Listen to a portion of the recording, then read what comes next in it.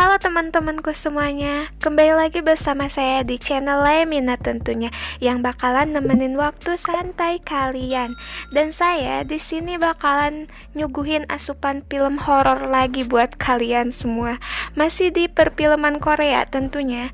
Kenapa saya ngebahas alur film Korea terus? Ya karena saya suka dengan film-film Korea gitu, dengan alur cerita yang pastinya seru-seru dan suka tak terduga. Ya pokoknya is the best lah gitu ya. Kali ini saya bakalan nyeritain alur cerita dari film yang berjudul Death Bell.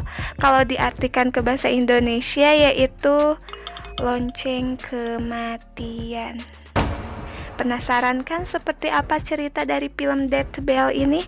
Oke lah, kalian siap-siap di posisi nyaman dan langsung saja saya ceritain alur filmnya.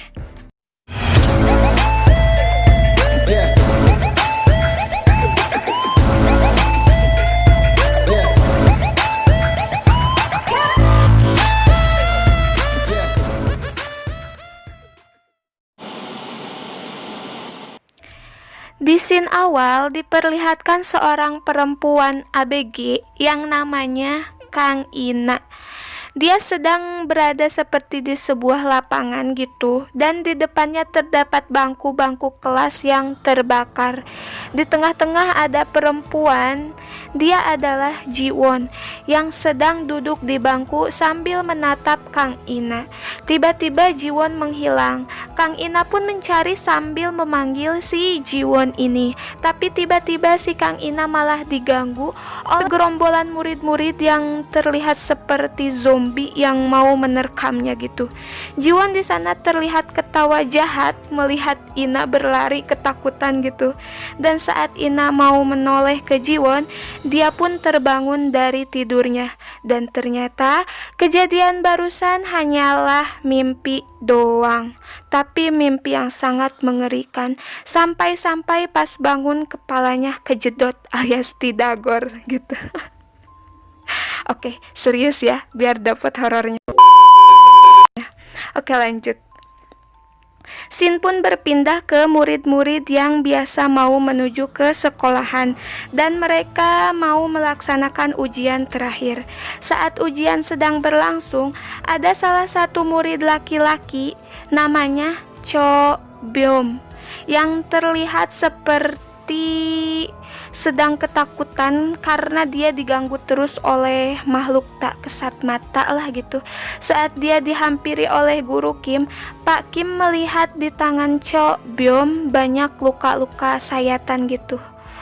10 menit sebelum ujian selesai, bel berbunyi sebelum waktunya. Setelah bel ada seseorang yang menyetel musik di sekolah. Guru Lee mengira kalau itu perbuatan murid yang agak bandel yaitu Kang Hyun, tapi Kang Hyun tidak mau mengakuinya. Selain bandel, Kang Hyun ini juga memiliki rasa suka kepada Kang Ina. Scene berpindah ke para guru yang sedang rapat membicarakan akan mengadakan kelas spesial untuk murid-murid yang berprestasi di sekolah itu. Sehari sebelum kelas spesial, para murid melihat pengumuman ranking mereka. Di sini terlihat juga Cho Byum merasa sangat tertekan dan ketakutan. Dia melihat Kang Ina seperti melihat hantu, dan Cho Byum mencoba mau membunuh Kang Ina, tapi hal itu dicegah oleh para murid yang ada di sana alias dipisahkan gitu ya. Cho Byum pun dilarikan ke rumah sakit untuk diperiksa. Sebelum Cho Byum naik ke ambulans, dia berkata kepada murid-murid yang ada di sana kalau mereka semua akan mati. Singkat cerita, malam pun tiba. Di sini dilihatkan ada seorang satpam penjaga sekolah sedang patroli mengecek keadaan sekitar sekolah. Satpam itu melihat Cho Byum tiba-tiba ada di sana yang sedang ketakutan karena dia melihat sesosok mayat di sana. Lalu Cho Byum pun pergi gitu aja. Keesokan harinya kelas spesial pun dimulai.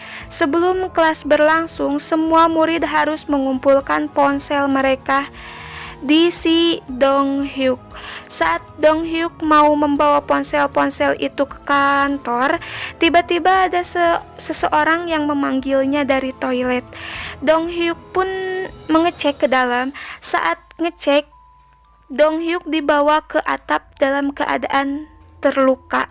Saat kelas sedang berlangsung, tiba-tiba monitor berganti ke saluran salah satu murid yang bernama Hye Young yang dikurung di dalam sebuah akuarium gitu, dan ada seseorang yang berbicara di speaker kalau murid-murid di sana harus menjawab pertanyaan-pertanyaan dari orang misterius tersebut dengan benar.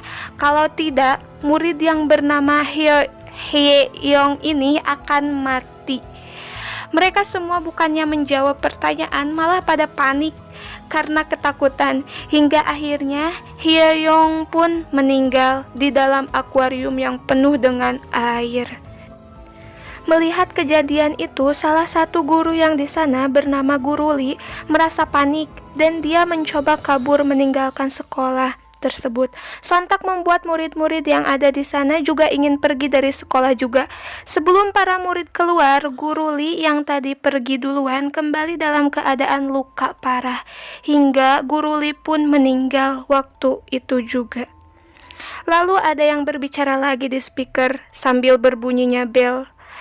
Dan dia memberikan pertanyaan yang kedua, dan mereka semua harus bisa menjawabnya dengan benar. Dan kali ini korbannya adalah Dong Hyuk yang di toilet tadi dibawa ke atap oleh sesosok yang misterius lah gitu. Sebelum waktunya habis, Do Hyung disiksa di sana. Mereka semua harus menemukan jawabannya di auditorium sebelum waktunya habis. Saat mereka sedang mencari jawaban, mereka kehabisan waktu dan Dong Hyuk pun sudah meninggal dalam keadaan yang sangat mengenaskan.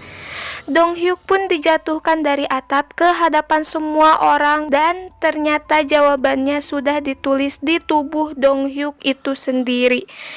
Tapi ditulisnya bukan oleh spidol atau alat tulis yang lain ya, melainkan diukir oleh goresan kaca gitu. Ih, sadis gak tuh? Oke, lanjut. Saat mereka semua sedang panik, salah satu murid melaporkan kepada Bu Guru Choi kalau ada lagi satu murid yang bernama Jae Wook, kalau dia telah menghilang. Kang Ina di sini merasa ada yang aneh. Dia pun pergi menuju kantor disusul oleh Kang Hyun. Kang Ina di sana mengecek ranking para murid dan korban-korban yang sudah meninggal tadi berurutan sesuai ranking tersebut. Dan Kang Ina berada di urutan ranking kelima. Dan Myung Ho, teman sekamarnya, urutan ranking keempat. Di sisi lain, ada sekelompok murid yang berencana untuk pergi ke asrama secara diam-diam. Dan Myung Ho, temannya Kang Ina, meminta ingin ikut dengan kelompok murid-murid ini. Mereka pun meminta izin kepada guru kalau mereka mau pergi ke toilet. Padahal mereka mau pergi ke asrama secara diam-diam gitu. Kang Ina dan Kang Hyun pun kembali ke auditorium. Dan Kang Ina menanyakan Myung Ho karena korban selanjutnya yang diincar adalah Myung Ho. Mereka pun berpencar dengan membagi dua kelompok. Sebagian ikut Bu Guru Choi dan sebagian lagi ikut Pak Guru Kim. Scene berpindah ke Myung Ho dan kelompok murid tadi yang berada di asrama putri. Karena Myung Ho sedang diincar, tiba-tiba ada yang memukul-mukul pintu asrama tersebut.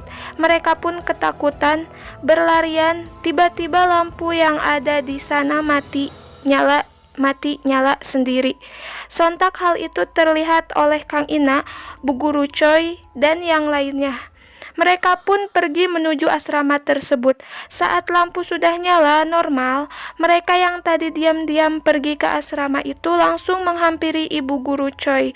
Tetapi ada salah satu murid yang hilang, yaitu Sojin. Loh, kenapa Sojin? Kan yang diincar Myung Ho ya? Ayo kita lanjut aja.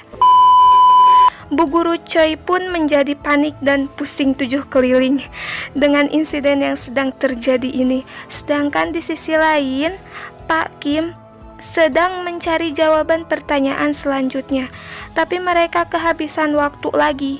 Dan Jae Wook juga meninggal secara mengenaskan.